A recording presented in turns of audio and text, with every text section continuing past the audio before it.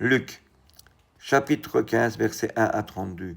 Tous les publicains et les gens de mauvaise vie s'approchaient de Jésus pour l'entendre, et les pharisiens et les scribes murmuraient, disant, « Cet homme accueille des gens de mauvaise vie et mange avec eux. » Mais il leur dit cette parabole.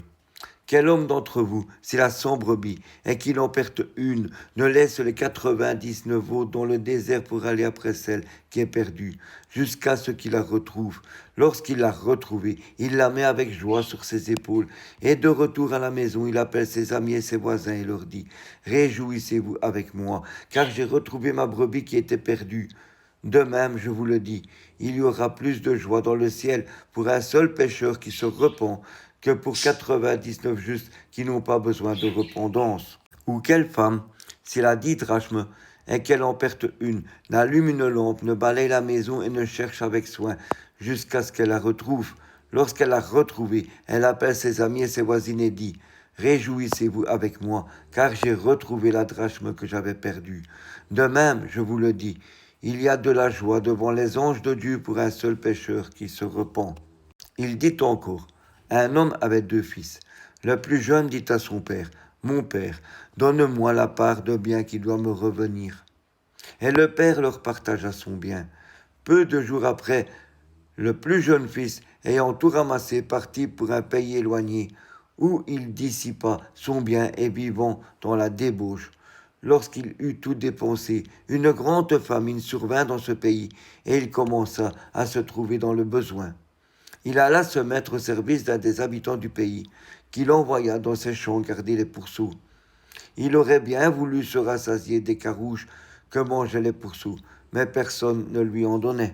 Étant rentré en lui-même, il se dit, « Combien de mercenaires chez mon père ont du pain en abondance, et moi, ici, je meurs de faim. Je me lèverai. J'irai vers mon père et je lui dirai, « Mon père, j'ai péché contre le ciel et contre toi. Je ne suis plus digne d'être appelé ton fils. Traite-moi comme l'un de tes mercenaires. » Et il se leva et alla vers son père. Comme il était encore loin, son père le vit et fut ému de compassion. Il courut, se jeta à son cou et le baisa. Le fils lui dit, « Mon père, j'ai péché contre le ciel et contre toi. Je ne suis plus digne d'être appelé ton fils. » Mais le père dit à ses serviteurs, « Apportez vite la plus belle robe et l'en revêtez. Mettez-lui un anneau au doigt et des souliers aux pieds. Amenez le veau gras et tuez-le. Mangeons et réjouissons-nous, car mon fils que voici était mort et il est revenu à la vie. Il était perdu et il est retrouvé. » Et ils commencèrent à se réjouir. Or le fils aîné était dans les champs. Lorsqu'il revint et approcha de la maison, il entendit la musique et les danses.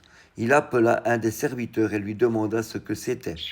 Ce serviteur lui dit, « Ton frère est de retour, et parce qu'il l'a retrouvé en bonne santé, ton père a tué le veau gras. » Il se mit en colère et ne voulut pas entrer.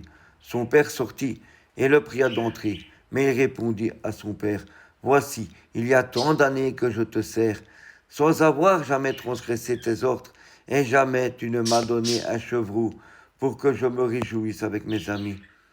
Et quand ton fils est arrivé, celui qui a mangé ton bien avec des prostituées, c'est pour lui que tu as tué le veau gras.